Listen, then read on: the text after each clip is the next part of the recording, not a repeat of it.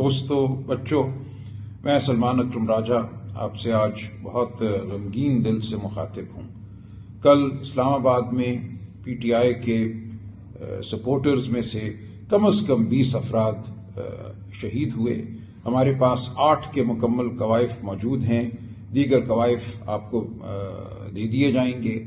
آج حالت یہ ہے کہ اس صدمے کے بعد، اس قتل و غارت، اس میسیکر کے بعد اسلام آباد میں ریکارڈ کی تلفی کی جا رہی ہے۔ ہسپتالوں کو کہا جا رہا ہے کہ لوائقین کو ان کے پیاروں کا ریکارڈ نہ دیں۔ جو ہسپتالوں میں جنہوں نے دم توڑا، جو لوگ زخم خوردہ حالت میں ہسپتالوں میں آئے، ان کا ریکارڈ جو ہے وہ تلف کیا جا رہا ہے۔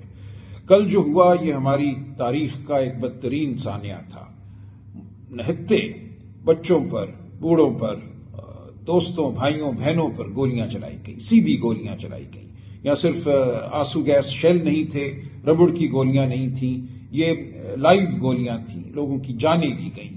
شیل بھی لوگوں کو براہ راست مارے گئے، جو گردنوں پہ لگے، سروں پہ لگے اور اس سے جان گئی۔ دیکھیں، کسی بھی قوم کا یہ حق ہوا کرتا ہے کہ وہ اپنے آئینی حقوق کے لیے ایک جگہ اکٹھی ہو، مارچ کرے، اپنی آواز بلند کرے۔ یہ تاریخ کا ایک بہت ہی خوبصورت، میں کہوں گا، سبق ہے کہ وہی قوم ترقی کرتی ہے، وہی قوم فلاح پاتی ہے جس کی عوام اپنے حقوق کے لیے آواز بلند کرتی ہے، جس کی عوام سڑکوں پر نکلتی ہے، جس کی عوام ووٹ دیتی ہے۔ آج یہ عالم ہے کہ ہمارے ملک میں ووٹ کی کوئی عزت نہیں ہے۔ آپ نے 8 فروری کو ووٹ دیا، اس ووٹ کو لوٹا گیا، اس کی نفی کی گئی، ایک مصنوعی حکومت قائم کی گئی، اور کل اس مصنوعی حکومت نے ایک قتل و غارت کا بازار گرم کیا، اپنے فریب کو، اپنے جھوٹ کو چھپانے کے لیے۔ اور آج یہ کہا جا رہا ہے کہ کوئی شہادتیں نہیں ہوئیں، کوئی اسلام آباد میں گولی نہیں چلی۔ یہ سراسر جھوٹ ہے۔ ہمارے پاس چاروں اطراف سے اطلاعات آ رہی ہیں۔ میرے ہاتھ میں یہ 8 لوگوں کے کوائف موجود ہیں، نام موجود ہیں، میں پڑھ دیتا ہوں۔ محمد الیاس، انیس ستی، ملک صفدر علی، ملک مبین اورنگزیب، عبدالرشید، احمد ولی، ان سب نے اپنے پیاروں کے ہاتھوں میں، باہوں میں جان دی۔ گواہ موجود ہیں، مکمل طور پہ ویڈیو موجود ہیں ان سب کی شہادتوں کے۔ لہٰذا یہ کسی کا کہنا کہ کل اسلام آباد میں ریاستی اداروں کی جانب سے گولی نہیں چلی، سراسر جھوٹ ہے۔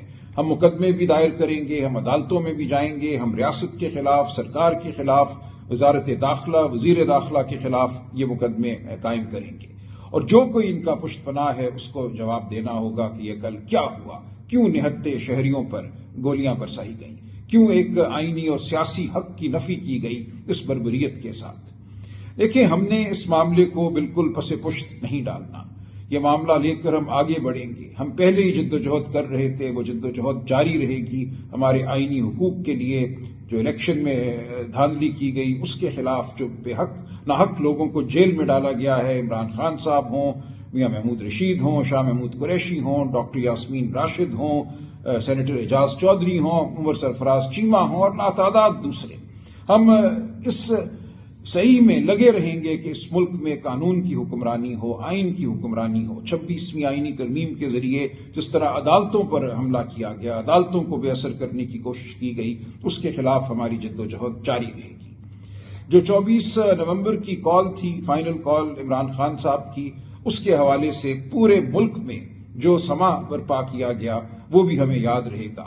ہماری تاریخ کا یہ بھی ایک بدترین سانحہ تھا۔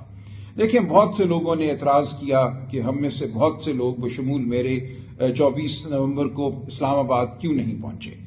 دیکھیں، ہم لاہور میں نکلے، پورا دن میں لاہور شہر کی سڑکوں پہ رہا۔ یہاں یہ عالم تھا کہ اگر 10، 20، 30 لوگ بھی اکٹھے ہوتے تھے تو ان پہ لاٹھیاں برسائی جاتی تھیں، ان کو گرفتار کیا جاتا تھا۔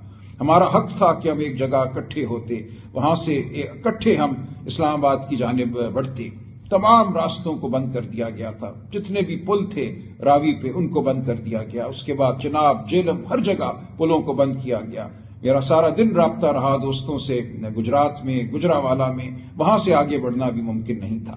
جس تعداد میں لوگ باہر نکلنا چاہتے تھے، احتجاج کرنا چاہتے تھے، اسلام آباد پہنچنا چاہتے تھے، وہ ممکن نہیں تھا۔ میرے لیے یہ ممکن نہیں تھا کہ میں شوبدہ بازی کروں، میں اپنی تصویریں کھنچاؤں بتی چوک پہ جا کے، لیکن بہت سی تصاویر جو تھیں بس تصاویر تھیں۔ تو میرے لیے یہ بالکل مناسب نہیں تھا کہ میں کسی شعبے کی بنیاد پر اپنے آپ کو آپ کے سامنے پیش کروں. میں ہمیشہ سچائی کے ساتھ آپ کے سامنے آؤں گا. جو میں کر سکا ہوں وہ میں بیان کر دوں گا، جو کرنا ممکن نہیں تھا وہ بھی میں بیان کر دوں گا.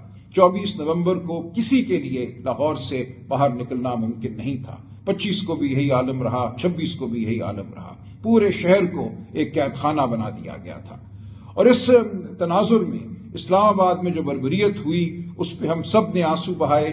ہم صرف آنسو نہیں بہائیں گے، ہم آگے بڑھیں گے اپنے غصے کے ساتھ، اپنے غضب کے ساتھ. ہم ہر قانونی راستہ اپنائیں گے.